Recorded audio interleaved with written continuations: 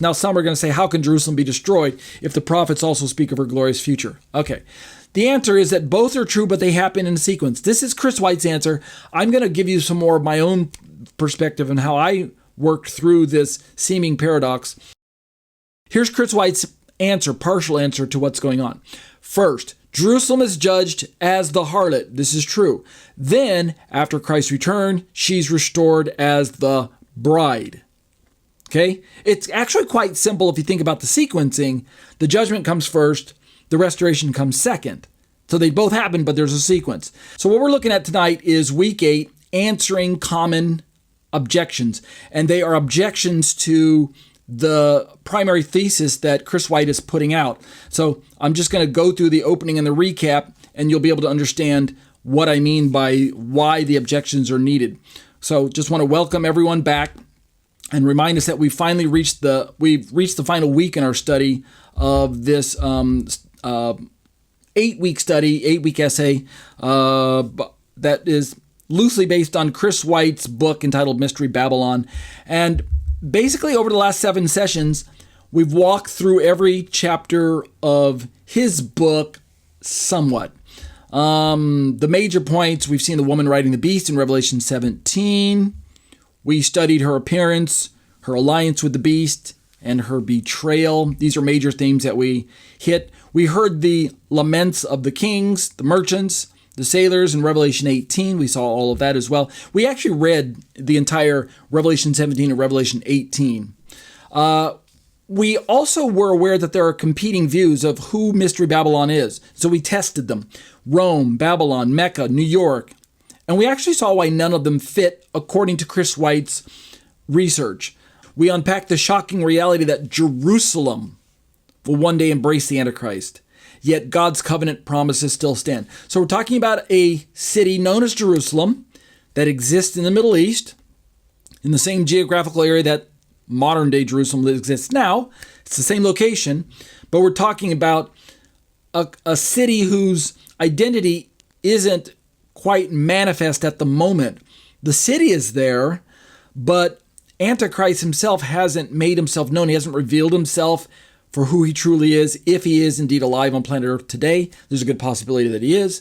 He might not be, but there's a good possibility. Geopolitics seem to allow for him to be here now, but we don't know who he is. But one day he will make himself known. And in so doing, he needs to do something to Jerusalem in order to get the attention of the rest of the world, namely declaring himself to be God. So tonight in week 8, we're going to deal with the objections. Now, these are just Chris White's objections.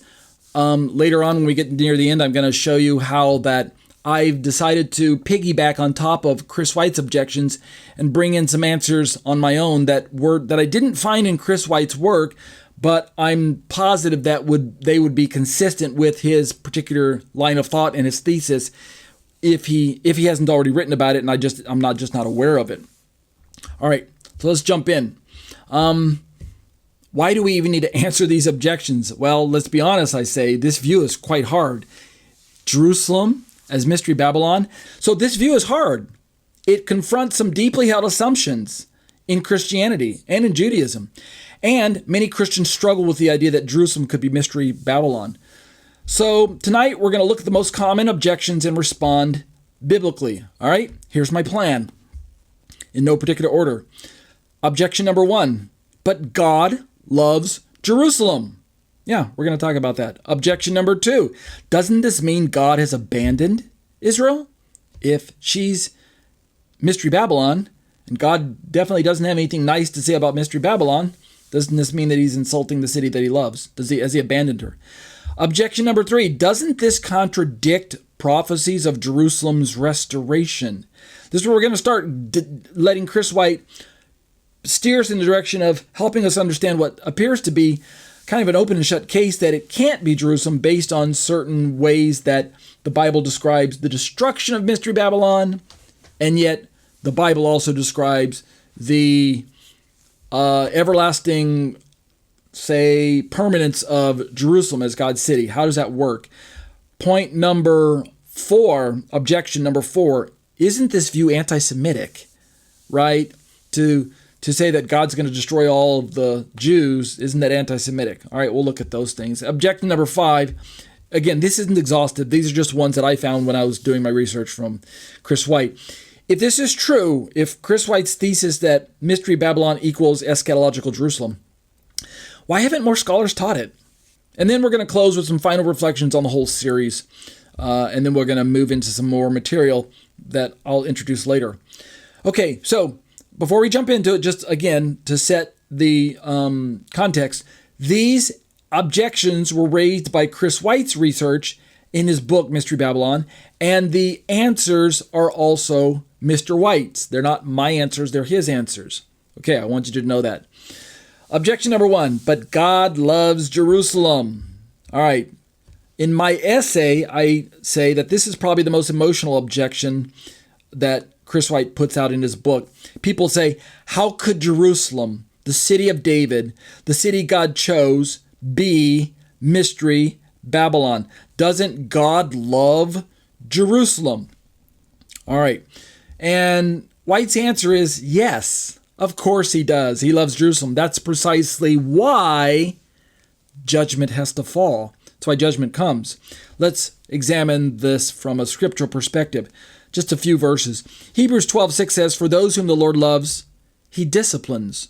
So I know I jumped from judgment to discipline, but you have to follow the biblical theme here and understand that when we're talking about someone who's in covenant with God, what feels like judgment is actually discipline. So let's think about Israel's history, which causes us to realize that there are covenant levels there's covenant relationship on multiple levels. And I think this is something that average Christianity implicitly knows, but they don't articulate very well. Think about Israel's history. God loved Israel, but he allowed Assyria and Babylon to conquer her because of sin. God loved Jerusalem, my second point, but he allowed the temple to be destroyed in 586 BC and again in 70 AD. So it's not that his love prevents him from disciplining or judging. It's rather, we're seeing that from God's perspective, there will always be a relationship with those whom God chooses. And yet at the same time, we are free will agents. God created us with a free will, so he doesn't force us into this relationship with him. So love doesn't cancel discipline, I say in my notes here. In fact, love demands discipline. We're free will agents. We choose God or we reject God. And based on our choice, God says, okay, either judgment's coming your way or discipline might come, but ultimately reconciliation. So one of the two. So yes, God does love Jerusalem, but his love includes judgment when she turns away from him. Remember, what's her position? Covenantally, she's his bride. Covenantally, she's his bride. Even though she hasn't embraced Messiah yet. From God's covenant perspective, he married Israel.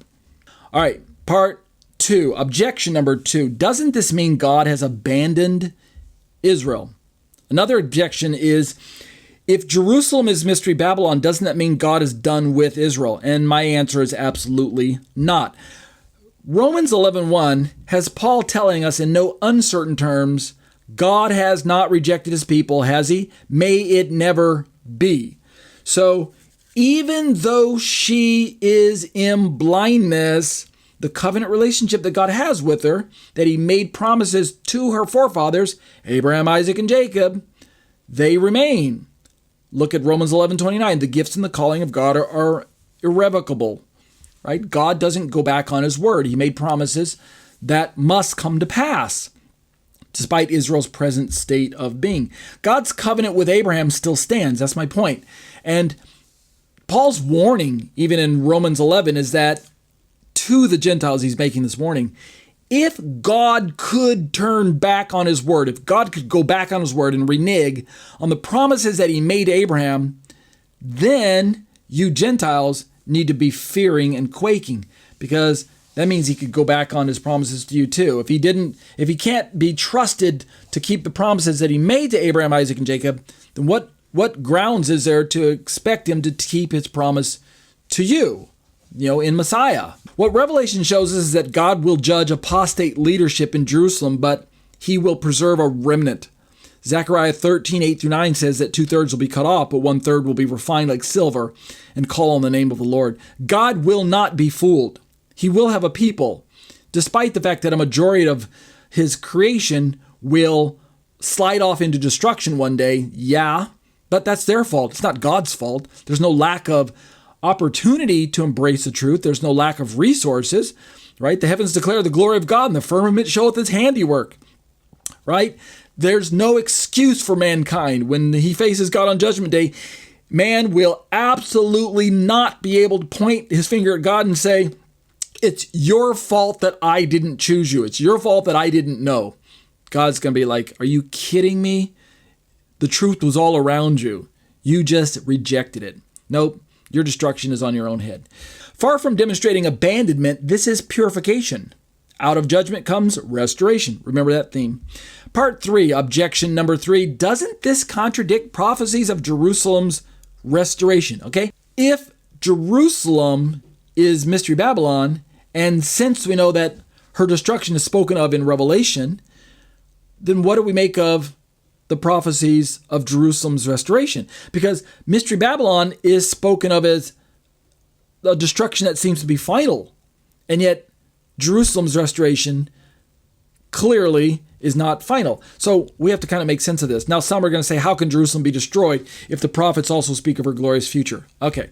The answer is that both are true, but they happen in sequence. This is Chris White's answer. I'm going to give you some more of my own perspective on how I worked through this seeming paradox. All right. Here's Chris White's answer, partial answer to what's going on.